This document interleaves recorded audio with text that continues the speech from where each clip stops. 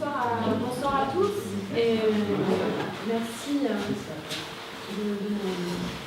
d'avoir rejoint pour cette première rencontre 2019. On est très content d'être à Domus et Milieu des Îles qui nous met à disposition cette salle pour cette 34e rencontre qui est proposée en partenariat avec le département de Loire-Atlantique dans le cadre de l'exposition Itinerantia, artiste de la Casa de Velázquez au musée Audrey, qui sera visible du 7 mars au 7 avril 2019 et vous pourrez découvrir les travaux de notre invité de ce soir, David de Deiter, que nous sommes très heureux d'accueillir. Cette rencontre a aussi été permise par Virginie Bourget, qui nous a fait découvrir le travail et qui nous a mis en lien avec David. Nous commençons avec cette rencontre un cycle qui s'intitule Simulacre.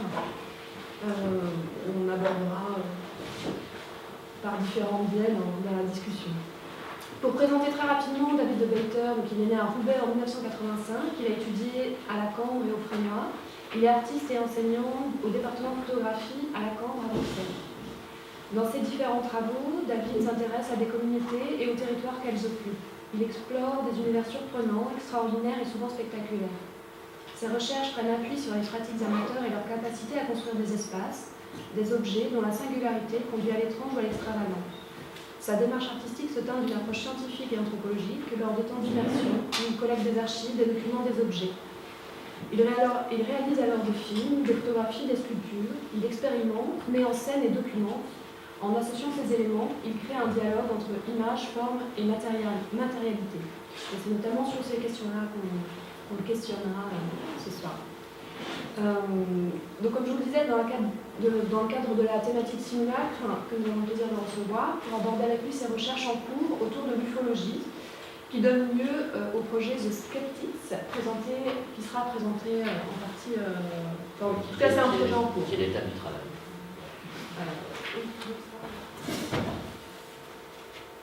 Et donc là, ce qu'on regarde, c'est les recherches que tu as menées pendant un an en résidence. Ouais. Comment tu en es arrivé à ce sujet-là? En fait, j'étais la pratique donc, de l'ufologie, des apparitions d'OVNI. Ça m'intéressait en fait en 2015. J'ai fait un voyage où je tournais un film sur une ancienne base de la guerre froide en Angleterre, et une sorte de relique pyramidale.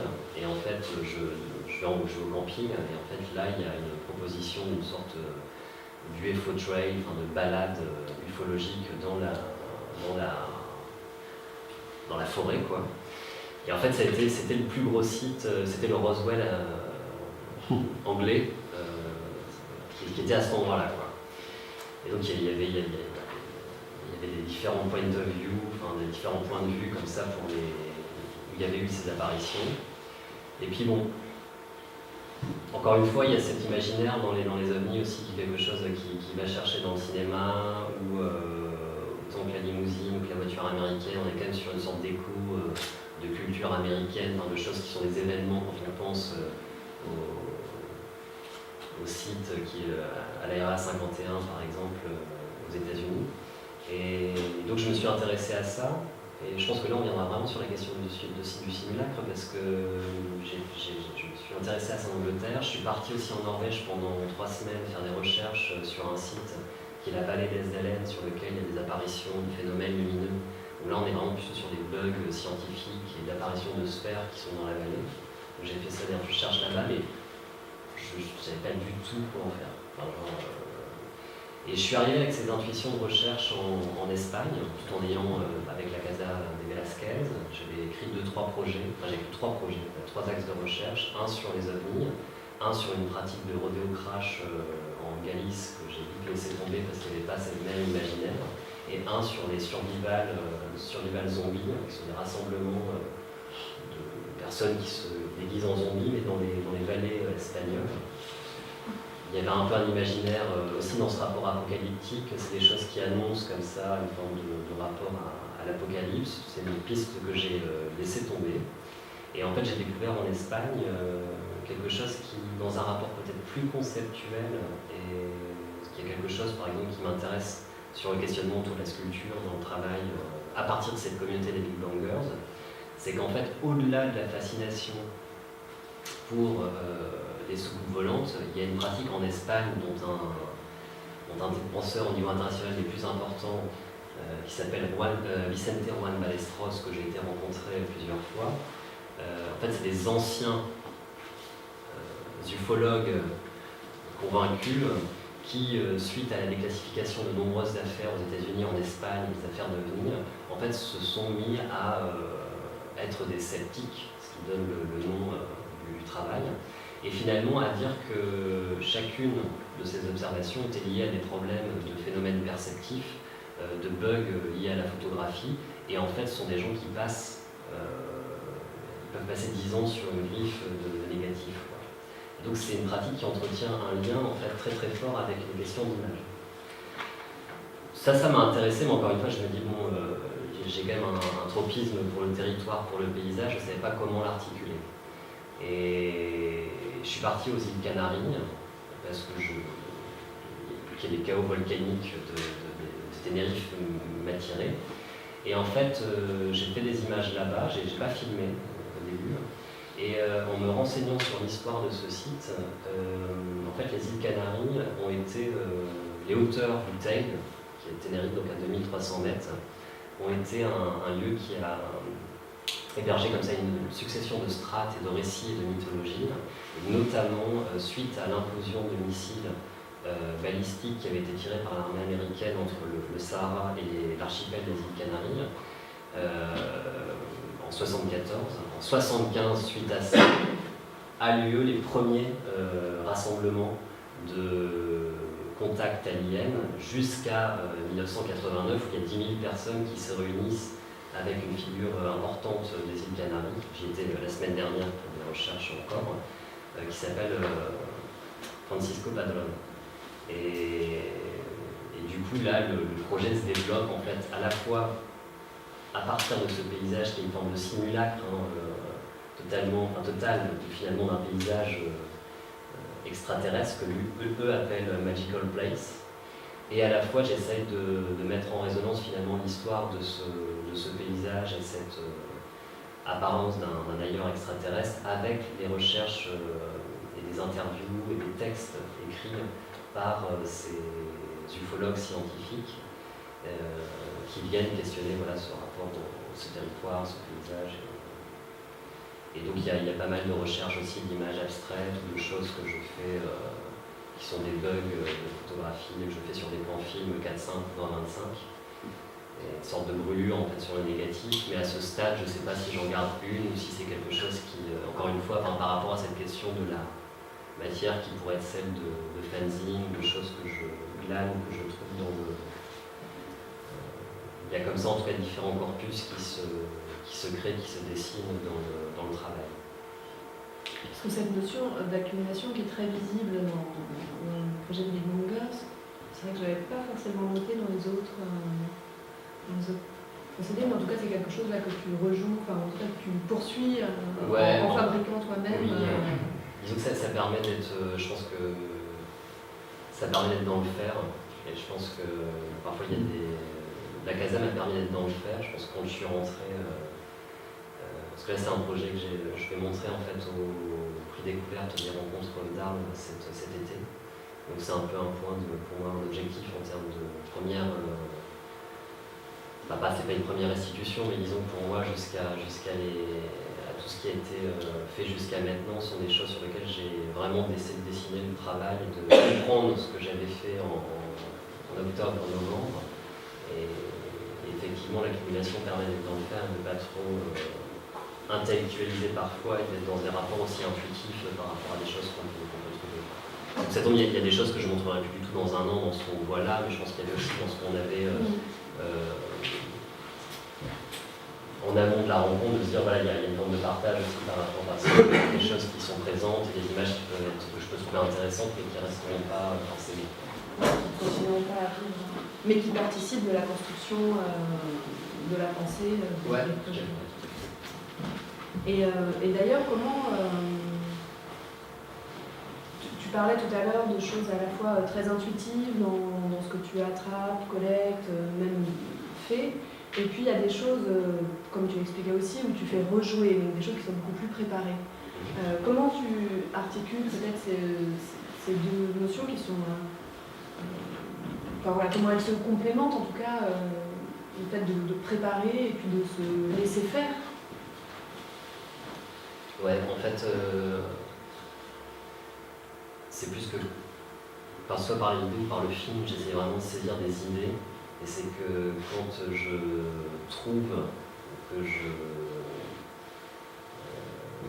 par exemple, moi, cette image-là, le geste est présent sur j'ai l'impression d'être gravé en fait, sur le paysage, quelque chose. Il y a presque quelque chose de l'ordre du land art en fait, dans cette image. Sur cette question du rapport en fait, de rejouer, c'est plutôt qu'il y a des idées qui m'intéressent dans des archives, dans des choses qu'on me transmet aussi à l'oral et que j'arrive pas à saisir en les documentant et qu'à un moment donné, c'est tout simplement une manière de saisir quelque chose qui... Voilà, je pense que c'est aussi des rapports au territoire et la manière de composer mes paysages. Je pense que le rapport à la photographie est pour moi assez souvent central, souvent très épuré au niveau des paysages, avec des choses plutôt énigmatiques et ambiguës. Souvent je suis attiré par ce type de construction photographique ou d'image. Et donc c'est ce que tu cherches aussi en rejoignant ou en faisant rejouer aux personnes. Pour toi, c'est aussi quelque chose qui est très présent dans tes travaux précédents, le fait de fabriquer. En tout cas, de fabriquer des images, il y a des images 3D, il y a ça qui est présent aussi dans... Ouais,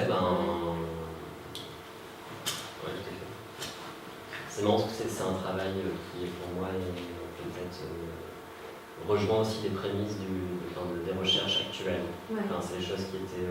c'est justement là quand j'étais sur ces territoires d'anciennes bases de la guerre froide en Angleterre.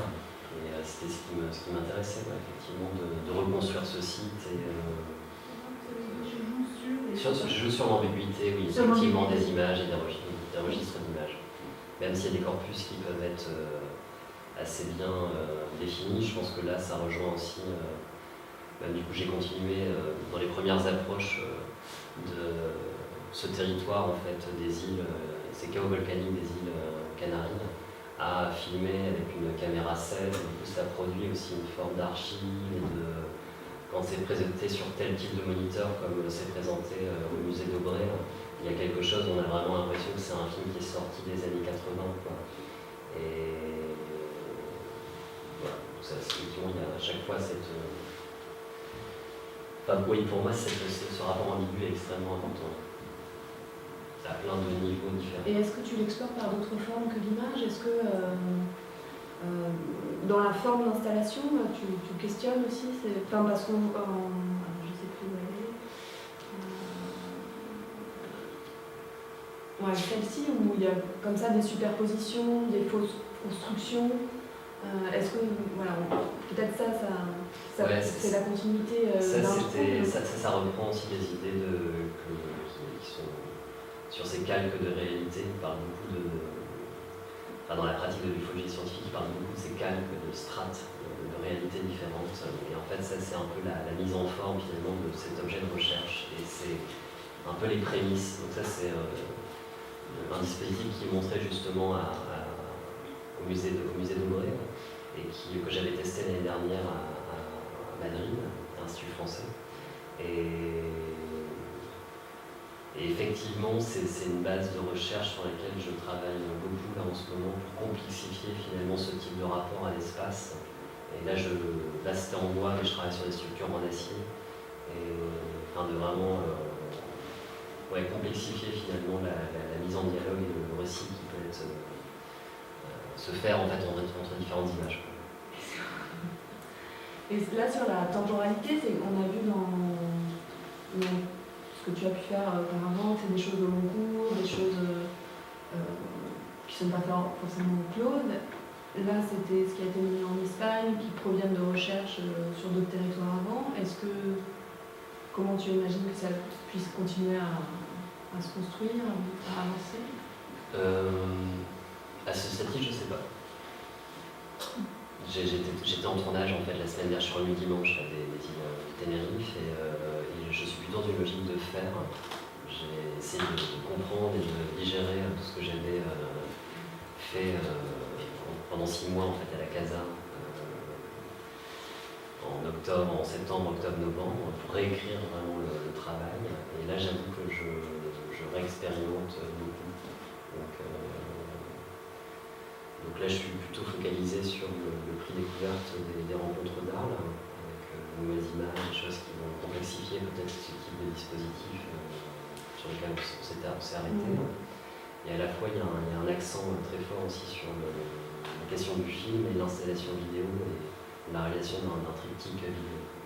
Et qui est apparu pour moi comme étant peut-être la forme la plus juste pour aborder et faire dialoguer ces textes, ces récits, et aborder en fait comme une sorte d'étude de paysage au sens classique du terme pictural, le rapport à ce territoire-là des îles Canaries. Après moi je suis aussi, j'ai travaillé aussi en tant que tireur photographique à Paris, chez l'atelier de Choi en fait en 2010-2011 et du coup, le rapport à la matière, le côté laborantin, tirage argentique, scan, post-production, 3D, retouche Photoshop, c'est quelque chose en fait qui... La dimension technique en fait est hyper importante pour moi. Et du coup, c'est vrai que là-dessus, j'ai eu la chance de pouvoir... J'étais passé en tant qu'étudiant en Fresnois et parfois je mets à disposition finalement le regard en termes de colorimétrie, de retouche pour des artistes qui viennent en résidence en fait au Fresnois. Et je travaille avec eux, et en fait c'est une sorte d'extension pour moi aussi du laboratoire et qui est un lieu d'expérimentation. Étant basé à Tourcoing, c'est quelque chose qui est un lieu aussi dans lequel je travaille. Et après, du coup là, il n'y a pas de recherche iconographique préexistante, parce que tu parlais d'ufologues, de demande de référence. Est-ce que dans les échanges que tu peux avoir avec eux, tu as pu constater, visiblement tu disais que tu pouvais passer beaucoup d'heures sur le petit véhicule d'un négatif. Est-ce que ce travail-là est documenté? Est-ce que ça produit justement un type d'image? Ouais, j'aimerais bien, mais c'est extrêmement complexe. À l'inverse, en fait, finalement, du rapport que je peux avoir avec la pratique des Big Bangers, où c'est dans quelque chose, moi je parlais de troc, d'image, où c'est vachement plus simple finalement en termes de code, c'est beaucoup plus simple. La communauté des ufologues, c'est très compliqué. C'est théorie du complot, c'est quelque chose qui est... et en fait, c'est vraiment très compliqué. Donc, c'est effectivement une chose que j'ai eu à voir, et que j'aurais peut-être, mais là, à ce stade, c'est quelque chose qui est assez complexe parce que c'est très peu généreux dans la manière de donner. Et en fait, c'est un projet qui est notamment, pour moi, en termes de process, c'est-à-dire que je n'accumule pas plein de choses. En fait, déjà, ça touche avec ce qui m'intéresse aussi, c'est que ça touche, je parlais d'architecture utopique, de rapport à l'ailleurs, c'est que ça touche à une forme de matérialisation de l'invisible. En fait. On est vraiment dans quelque chose où finalement, il n'y a rien. Il n'y a absolument rien. Donc en fait, tout le projet se base sur quelque chose qui n'est pas présent, et c'est ce qui m'intéresse fondamentalement, conceptuellement dans la recherche. Par contre, effectivement, ça ne produit pas beaucoup d'images en termes d'iconographie, à part cette espèce de forme ovoïde que j'ai reconstituée dans les déserts, qui sont des formes inspirées de récits de crash, en fait, sur lesquels moi je reconstitue en 3D. Cette forme-là, c'est une 3D que je fais numériquement et je réincruste ça dans le paysage sur des lieux sur lesquels il y a eu des potentiels crash. Donc ça, c'est des séries en fait que je vais remettre. Il y a de la 3D, je vais retirer ça sur un tirage barité en 140 par 180 et ça produit des sortes de fausses archives. Et là, on est dans une iconographie ovoïde ou quelque chose qui renvoie à cet imaginaire. Par contre, sur ces questions, à la fois à cause de l'invisibilité, mais à cause de cet esprit très sceptique, justement, de ces ufologues scientifiques, il y a quelque chose qui n'est pas dans le don, dans l'échange de l'information. C'est très particulier. Pourtant, c'est presque l'expression voir pour le croire ou croire pour le voir. C'est-à-dire qu'il y a un régime de croyance qui rejoint à mon avis un petit peu la théorie des Big Bangers, dans ce côté un peu sacré, c'est-à-dire inintouchable, où on a touché avec beaucoup de familiarité, mais qu'à un moment donné on rend intouchable en le détruisant et en y mettant le feu. Ouais. Là, le fait qu'on s'en remet à peu, une sorte de légotique en fait, hein, ça veut voir pas beaucoup, en même temps dire beaucoup et gloser beaucoup, et en même temps, je ne sais pas l'histoire de l'ufologie, mais est-ce qu'elle n'est pas concomitante avec la naissance de l'image mécanique, où on sait que la photographie fait preuve souvent, voilà, dans son histoire, elle a mis comme ça. Enfin, je ne sais pas, hein, c'est juste je parle comme ça, les mots les uns à la suite des autres, mais voilà, je trouve qu'il y a quelque chose qui a à voir avec les régimes un peu les régimes de croyance, j'ai l'impression. Ouais. Bon, il y a tout le boulot de Santé Coubertin, évidemment, bien connu par rapport à ça. Est-ce que tu voulais... Non, je tenais à vous remercier, c'est toujours... voilà. Non, je tenais à vous remercier pour votre présence ce soir, d'être venu écouter cet échange. Et puis merci à Pu aussi pour cette invitation, très sincèrement.